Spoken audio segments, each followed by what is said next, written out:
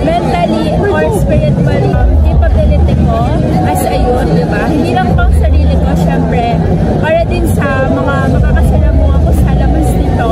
And syempre, sa campus kung saan ako nag-aaral.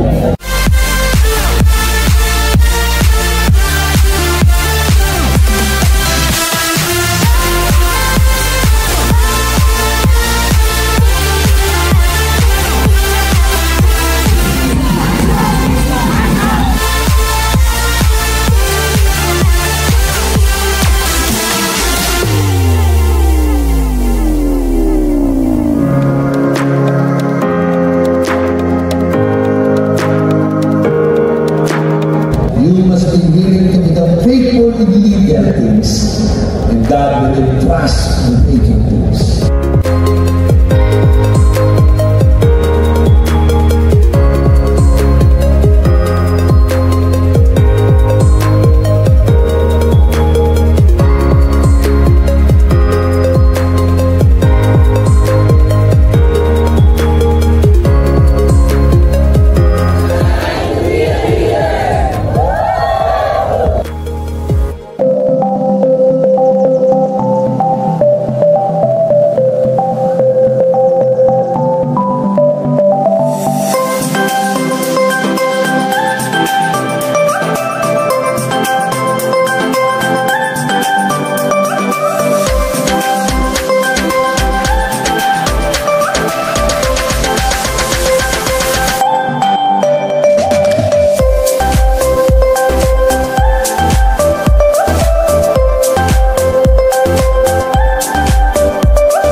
Everybody wants change until they realize the price that they have to pay.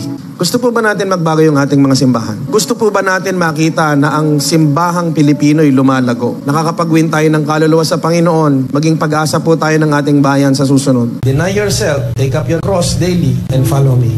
That is the price we have to pay. That is the reality of Christianity.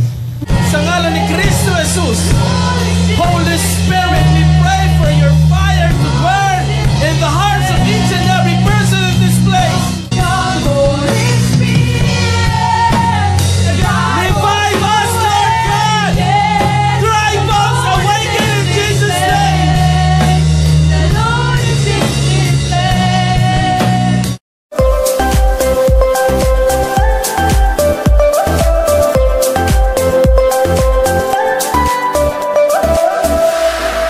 Sapagkat ikaw ang pag-asa ng bawat tao, Panginoon. Maraming salamat po, Ama. Ito ang aming sama-samang panalangin sa pangalan ni Kristo Jesus.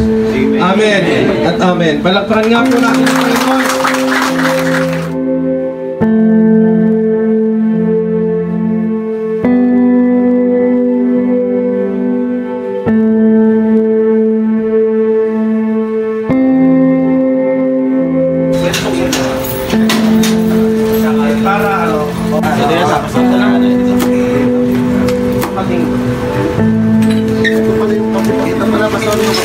Ano sa lalaki?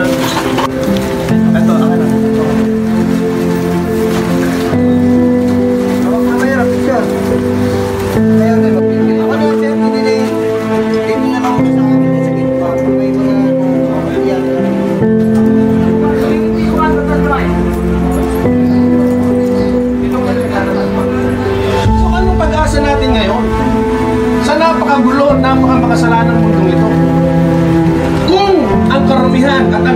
kasalanan. Sabi na Isaiah, Panginoon, bakit ako? Marumi yung bibig ko, makasalanan tao ako.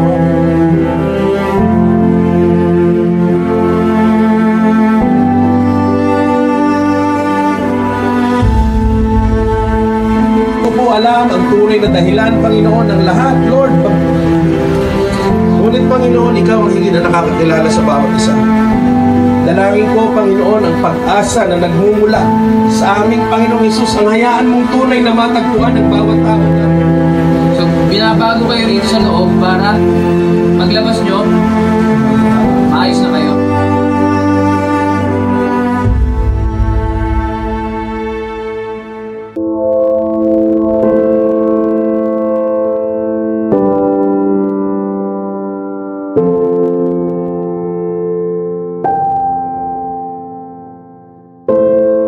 Nakuha ako po dun sa kalsada po dahil ako po ay mahirap. Napunta ako dito po sa lubang pangako dahil sa kanila po.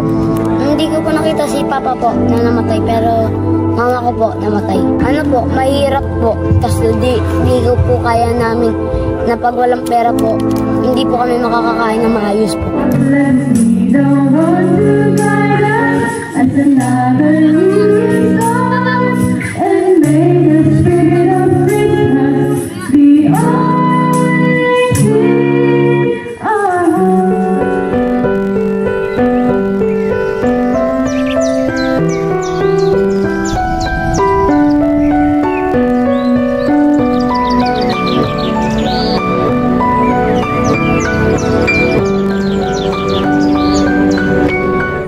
One life is very powerful. Depende lang kung paano mo ipagagamit.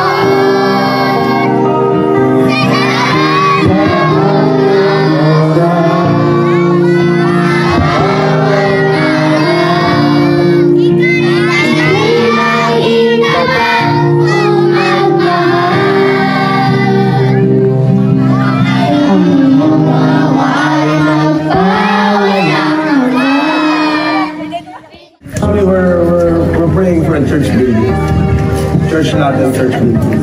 Ipapanalangin natin sila na magkaroon ng sarili ng building. Ay pagkakalob sa kanila ng Panginoon next year. Mabuhay po nilang wala nang nasa niyo po sila sa pangalan ng Jesus. We pray, O Lord my God, na yung mga panalangin po, Panginoon, ng mga bata nito. Lord, nakarating po, Panginoon, Ama, sa iyong banal na trono.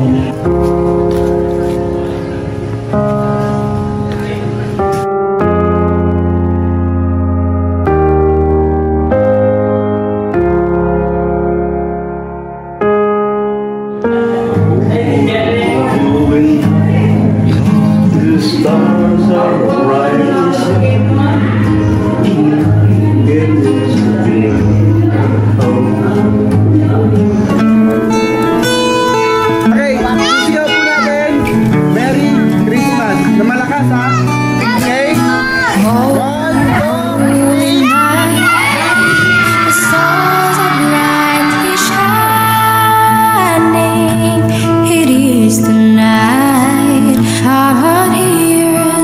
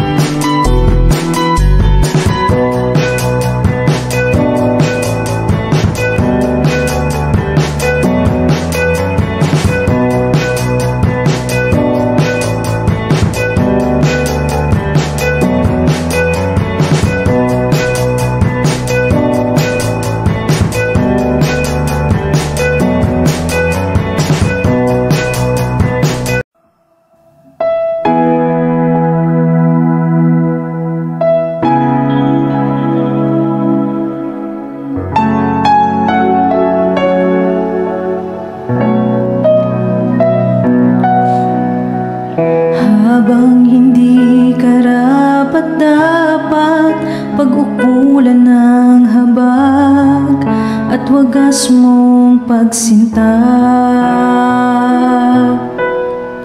Habang walang kakayanan, masuklian ka ng mabuti sa lahat mong ginawa.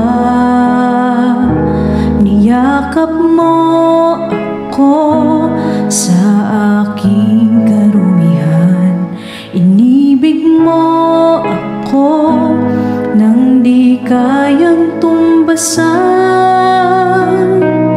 O Diyos ng katarungan at katuwiran, na kahit minsa'y di nabahiran ang kabanalan, kaluwalhatian.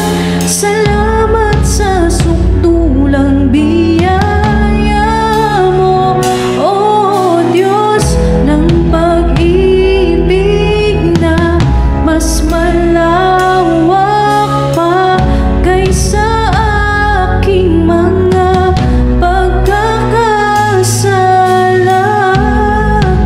Higit pa sa buhay ko, salamat sa sukdulang biyaya mo.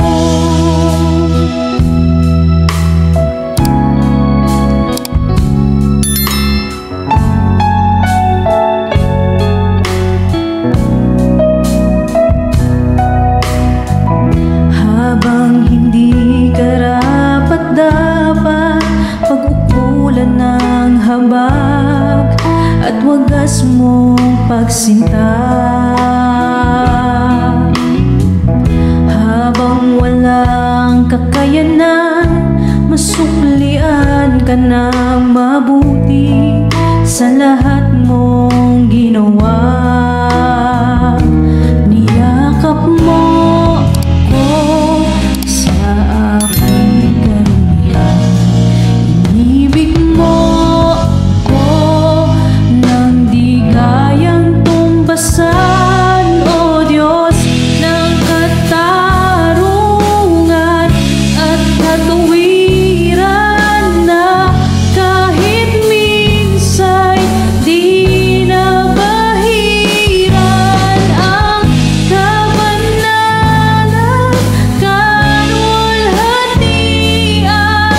Salamat sa sukdulang biyaya mo, O Diyos ng pag-ibig na mas malawak pa kaysa aking mga pagkakasala. Higit pa sa buhay ko, salamat sa sukdulang biyaya mo.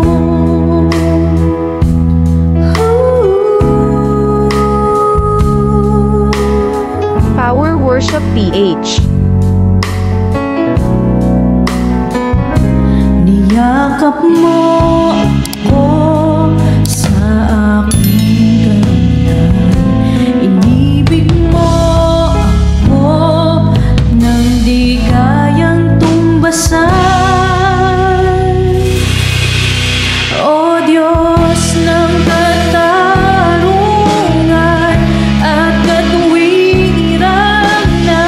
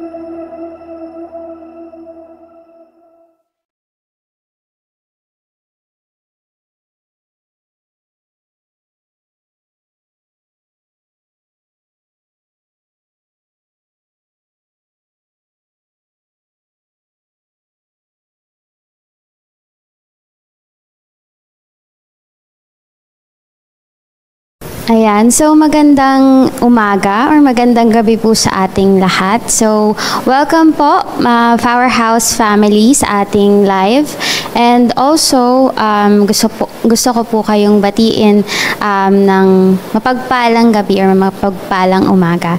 So, ngayon po kung saan po kayo nanonood, saan po kayo ngayon located, pwede nyo pong i-comment dyan sa ating comment section para po malaman natin kung saan po nakakarating yung ating live, no?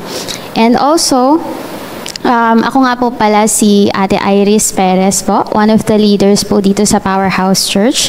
And nabigyan po tayo ng Lord ng pagkakataon para makapag-share po ng kanyang salita ngayong araw po, no? So bago po tayo magtuloy-tuloy, hingin po natin yung pagsama ng Panginoon bago po tayo mag-start, no? So sige po, samahan niyo po ako manalangin. So sa inyong mga bahay, mga tahanan, let's invite the presence of the Lord para po talaga makapag-concentrate po tayo dun sa mensahe niya. So sige po, let's all pray.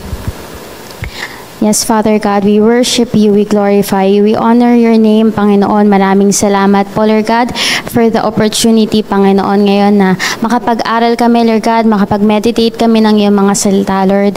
And sa araw na ito, Panginoon, inihingi po namin yung pagsama mo, Lord God. And alam namin, Panginoon, na kayo pong magbibigay sa amin, Lord God, ng mensahe mo ngayong araw, Lord God. And we pray patuloy, Panginoon, na samahan mo kami, Panginoon. Reveal your message, Lord God.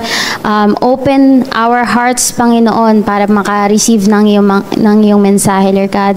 And we also pray, Lord God, that you cleanse, Lord God, our hearts, our spirit, Lord God.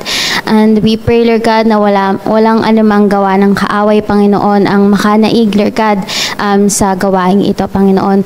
And I pray also, Lord God, to touch the hearts, Lord God, the minds, Lord God, of the people who will hear, Lord God, your message today, Panginoon. Lord, itago mo lamang po ako, Lord God, sa iyong likuran, Panginoon. Patuloy kayo po, Lord God, ang maitaas, Lord God, sa gawaing ito.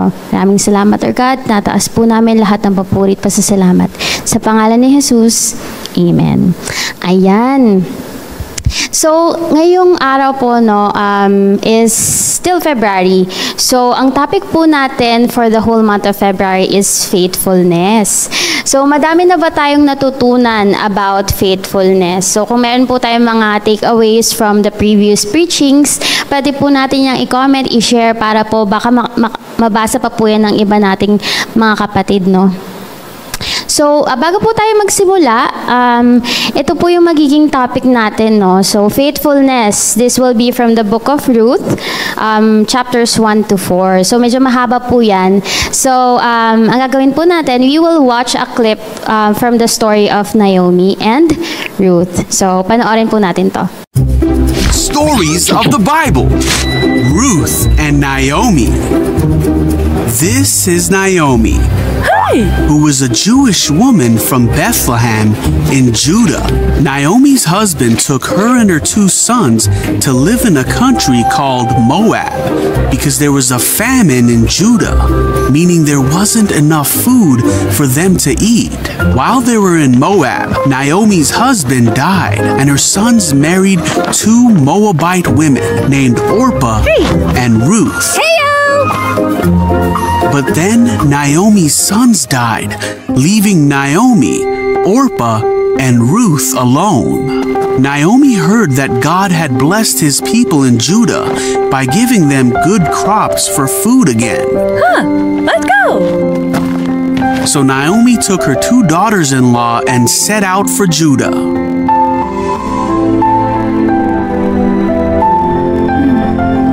On the way, Naomi told her daughters-in-law to go back to their mothers' homes.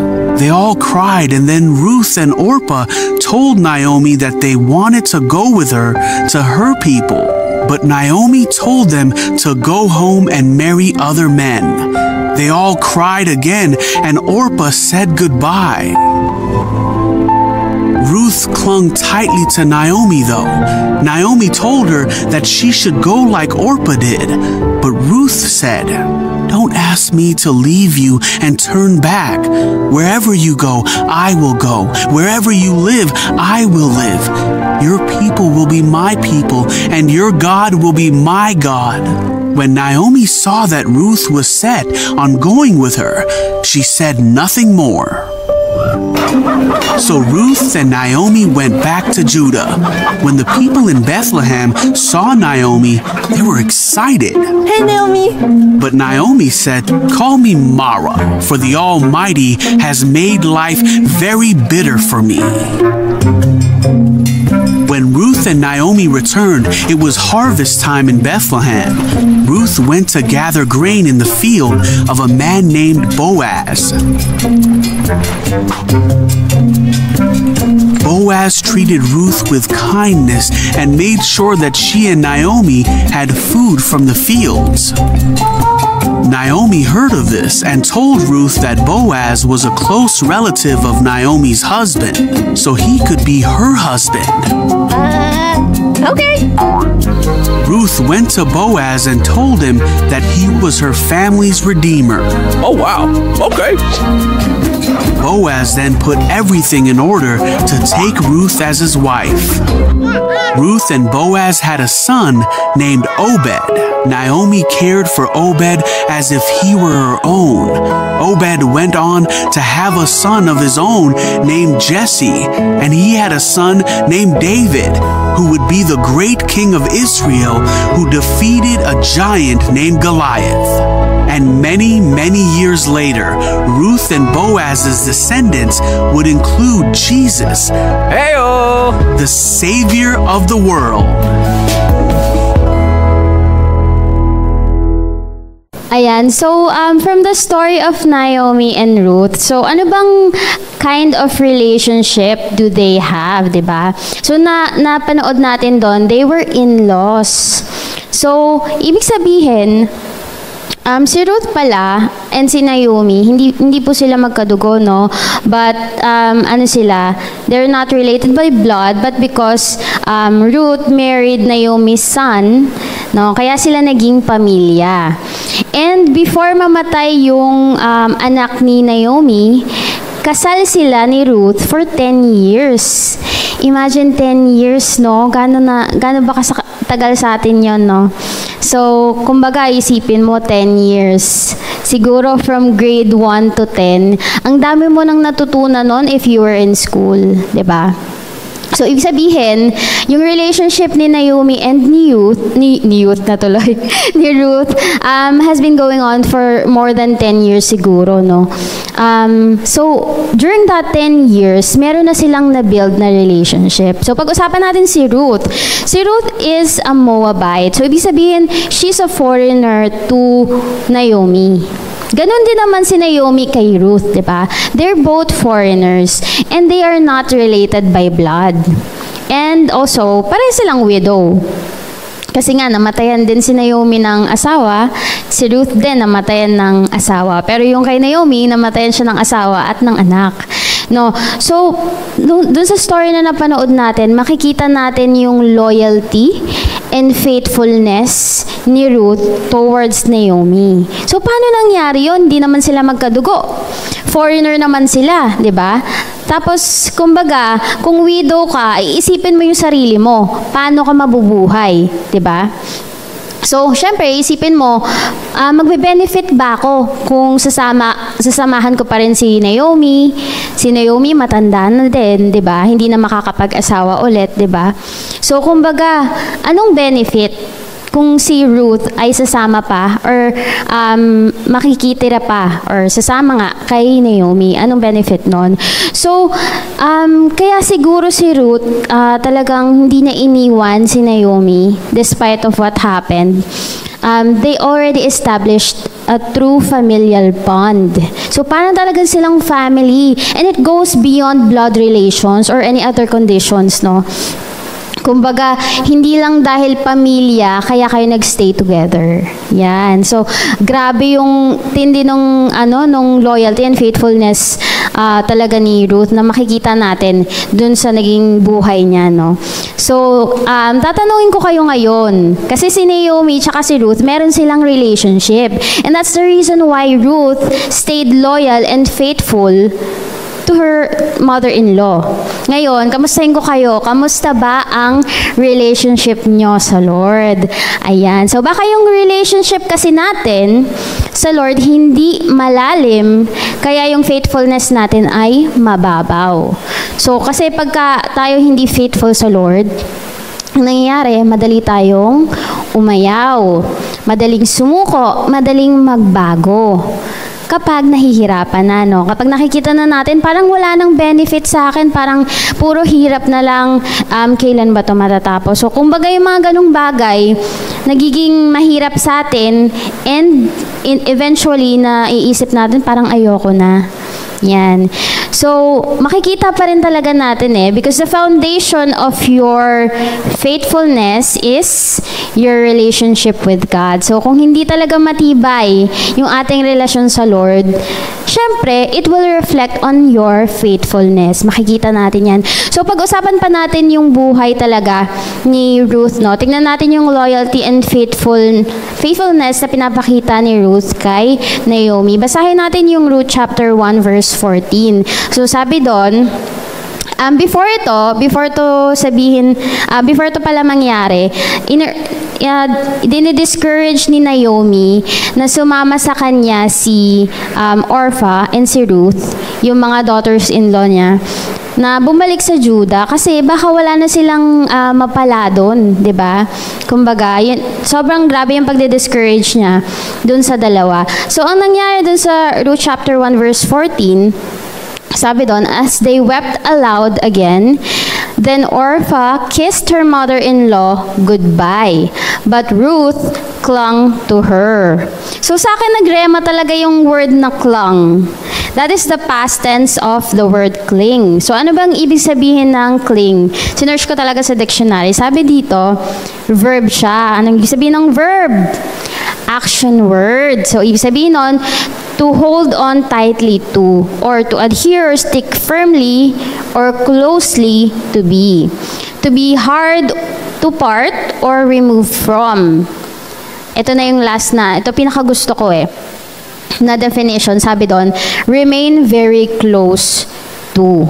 Ibig sabihin, ayaw talagang mapalayo ni Ruth kay Naomi. So dito po iikot yung ating message na ni-reveal ng Lord sa akin, no? Ang magiging title po ng ating message for today is, kakantahin ko ba? Kantahin ko, hindi, joke lang. Hindi ko kaya. Huwag kang bibitiw, hindi bigla, period. So, huwag kang bibitiw, period.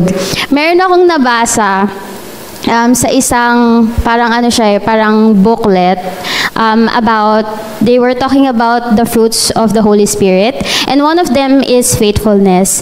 So, dinefine niya yung faithfulness doon. Hindi ko sure kung sino yung nagsulat noon. I'm so sorry. CTTO. Kung kanino man po galing to. Pero sabi niya doon, faithfulness is love hanging on. Ibig sabihin, pagmamahal siya na hindi bumibitiw.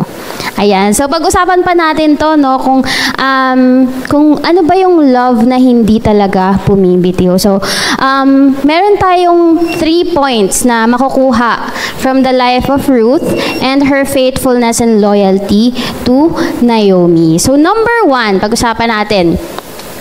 Faithfulness requires determination. Determination, alam natin yan. Dapat determinado tayo. Kasi mahirap maging faithful, tama. Diba? So, sino na ba sa atin ang mga naging unfaithful dito? Hindi ko napapa-comment sa inyo, no? Kasi God knows. Alam naman natin yan din sa ating mga sarili. Even, siguro, halos lahat naman tayo, wala naman sigurong naging... wala naman siguro makakapagsabi na hindi tayo naging hindi tayo naging unfaithful sa harap ng Panginoon, no? Pero pag-usapan natin, Orpha versus Ruth. So si Orpha, kasi nga dalawa silang daughters-in-law ni Naomi. So si Orpha, yung isa, tapos si Ruth yung isa. So Naomi discouraged them both. So parehas naman silang din-discourage. Pero si Orpha, isang discourage lang sa kanya, bumitiw na siya agad. So, ayun, madami sa ating makaka-relate, no, na kapag na-discourage tayo in our faith, bumibitiw tayo agad. Pero meron tayong na-encounter na mahirap na sitwasyon, na feeling natin, ay, hindi ko na kaya. Bumibitiw tayo sa pananampalataya natin sa Panginoon. Pero don't get me wrong hindi talaga, kumbaga yung mga trials natin, hindi ko ini-invalidate na hindi yan mahirap, or hindi yan masakit. Mahirap talaga yan, masakit talaga yan. Pero, ang nangyari kasi dito, Orpha lacks the determination that Ruth has. Kasi si Ruth, determinado talaga siya. Gusto niya talagang sumama kay Naomi. So, pag-usapan pa ulit natin, no? Basahin natin from Ruth chapter 1, verse 16 to 18. Sabi dito, but Ruth replied, don't urge me to leave you or turn back from you. Where you go, I will go. Where you stay, I will stay. Your people will be my people, and your God will be my God. Hindi pa to. Verse 17, where you die, I will die, and there I will be buried. May the Lord deal with me, be it ever so severely, if even death separates you and me. Grabe yung, ang tindi talaga, till that do us part to si Ruth kay Naomi, no? Ibang klase yung bond na relationship nila na na-build talaga. So, verse 18, sabi dito, when Naomi realized that Ruth was determined to go with her, she stopped urging her. Ayan. So, ito makikita natin talaga yung determinasyon ni Ruth dito sa passage na to. So, pag hindi ka talaga determinado, ayaw ka talaga eh. 'Di ba? So, hindi po walk in the park or piece of cake ang buhay Kristiyano, no?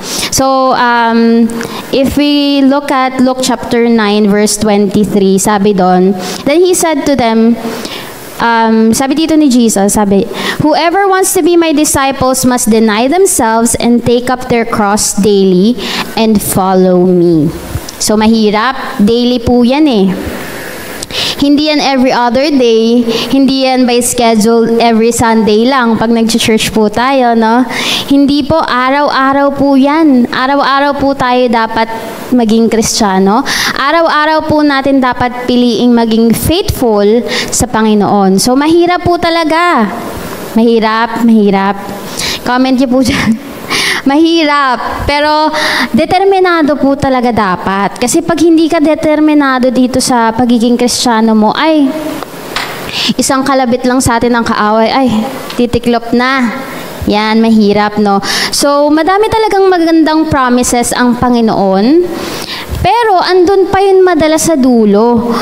Kapag napagtagumpayan na natin yung mga trials. So, kailangan, during that time, hanggat hindi pa tayo nandun sa tagumpay ng Panginoon, sure yun eh.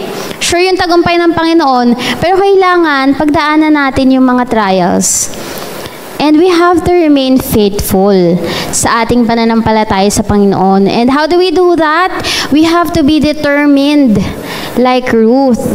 So, grabe talaga yung pinakita ni Ruth, no, na determination. And maliban pa doon, let's go to point number 2. Sabi niya dito. Sabi dito no, point number 2, faithfulness is seeing what needs to be done and doing it. So, nakita ni Ruth yung need for her household and she initiated to get it done. So, basahin natin from Ruth chapter 2 verse 2. Sabi dito, and Ruth, the Moabite, said to Naomi, let me go to the fields and pick up the leftover grain behind anyone in whose eyes I find favor. So, grabe yung initiative. Nakikita niya, ay, magugutom kami dito ni Naomi. Kailangan makahanap ako ng source of food. Source of pagkain nila, kumbaga, di ba? So, syempre, hindi naman, ibig sabihin si Ruth, hindi siya nagstay sa bahay lang. Tinitignan niya yung paligid. Nakikita niya na, meron pala dong field. Sabihin ko nga kay Naomi, Naomi, mag-aano muna ako doon. Pupunta ako doon sa field na yon, mangunguha ako ng barley. Barley, I think barley yung inaan nila dito. Yung kinukuha niya doon sa field. So, nakita na, there was a field, and ito pa, sinabi din doon na she was there at the field picking up grain with all day yan with little breaks. Grabe. Determinado, tapos masipag, may initiative. Huy, di ba? Ang galing talaga ng example ng buhay talaga ni Ruth, no? So, maliban doon, she was always seen. Kita mo talaga, gumagawa, nagtatrabaho. May mga panahong nagpapahinga, pero hindi masyadong mahaba, di ba? And also, she obeyed Naomi. Kasi there was a time na nalaman ni Naomi na doon siya namumulot ng grain, doon sa field ni Boaz. So Boaz is the owner of the field and also a close relative nung asawa ni Naomi na namatay. So ibig sabihin, pwede siyang maging redeemer. Kumbaga, sila yung pwedeng sumalo doon kay Ruth, 'di ba? And Ruth and her household. Ibig sabihin, si Ruth kasama si Naomi, yung buong household nila. Pwedeng saluhin ni Boaz yon. So na-realize ni Naomi. Katulad nga nung napanood natin, 'di ba? Kumbaga, ang nangyari, si Ruth, nagkaroon siya ng initiative to go into the field. She was visible there. Nakikita siya ni Boaz.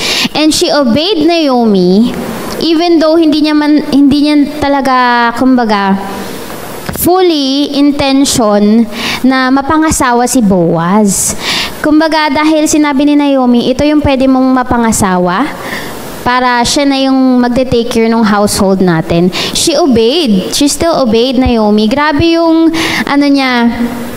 maliban sa determination, the loyalty, the faithfulness, and the obedience na pinapakita niya kay Naomi. So it really sets a standard para sa ating mga Christian, no, na tayo dapat laging may initiative. Dapat lagi tayong nakikita, hindi lang ng mga tao sa paligid natin, kundi ng Panginoon na tayo ay gumagawa, meron tayong initiative. And tayo ay nakikita ng Panginoon na sumusunod. No? Bakit? Bakit naman? Number 3, God is faithful and rewards the faithful. Yan. Bakit natin ginagawa yun? Bakit natin susundan yung example ni Ruth? Because God is faithful and He rewards the faithful. And God is faithful yesterday, today, and tomorrow. Hindi po siya nagbabago. Ang problema, tayo yung pabago-bago ng isip, no? But when God looks at the field, sige, pag tinignan tayo ngayon ng Panginoon, tinignan niya.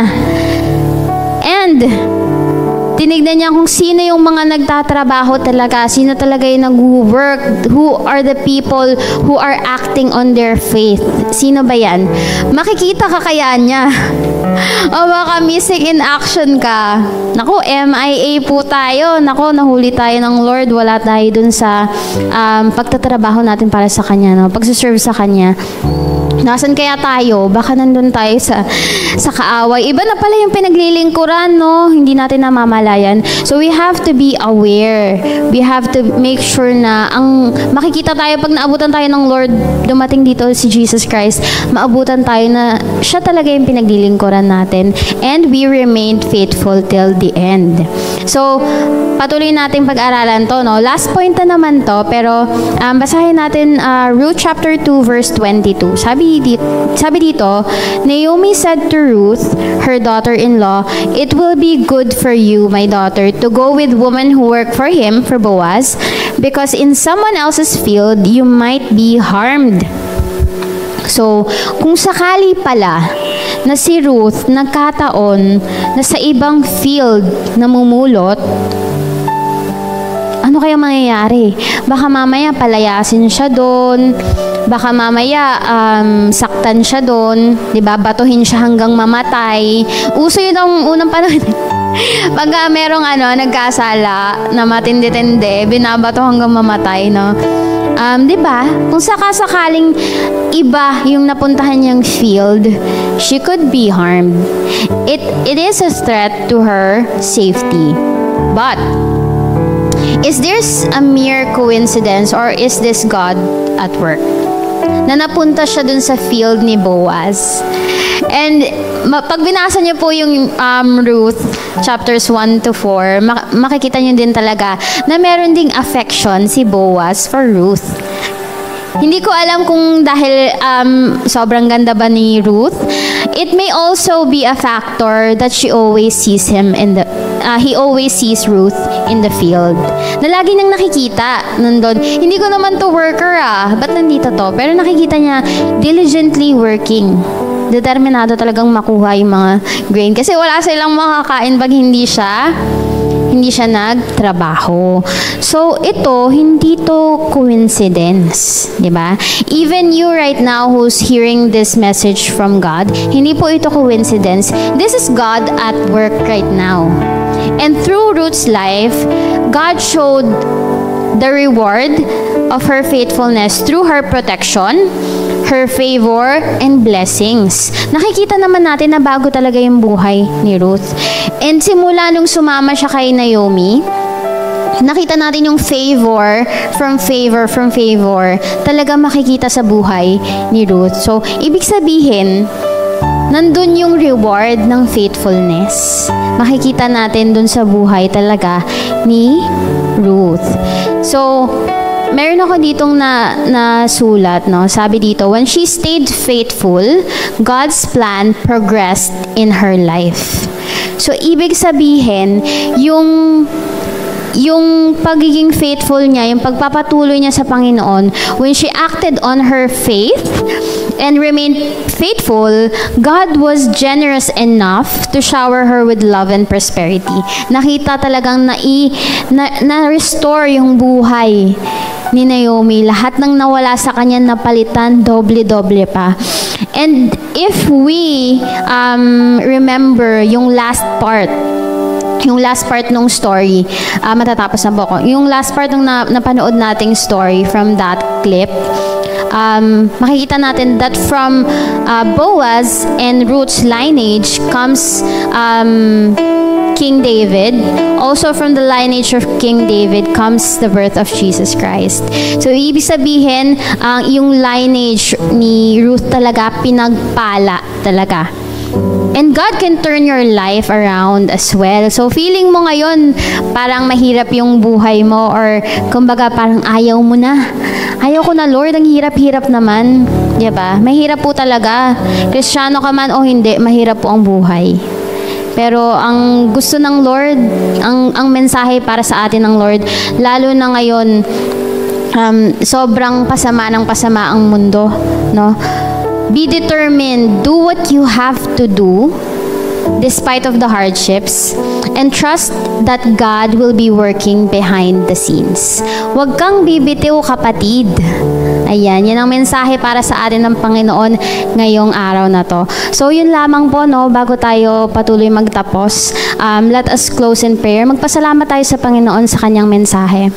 Yes, Father God, we thank you, Lord God, for your message, Lord God, na binigay mo po sa amin ngayong araw na ito, Panginoon. Alam kong pinagpala mo po ang iyong mga salita, Lord God, and we are grateful, Lord God, to be able to hear your message ngayong araw, Lord God. Lord, alam namin, Panginoon, na madami pa kaming pagdadaanan, Lord God, pero alam namin, Lord God, you will be faithful until the end, Lord God. Tulungan mo po kaming maging determined, Lord God, to finish the race, Lord God, that you have given us, Panginoon, and that you may find us, Lord God, faithful and loyal, Lord God, when you come back, Panginoon. Maraming salamat po, Lord God, dahil alam namin patuloy binabago mo kami, pinoproseso mo kami, and you're giving us opportunities, Lord God, to be faithful to you, Lord God. Maraming salamat po, Lord God. Patuloy kaming magbibigay papuri pa sa salamat sa iyong pangalan, Lord God. Itinataas po namin, Lord God, lahat ng pasasalamat sa iyong pangalan. This we all pray in Jesus' name. Amen.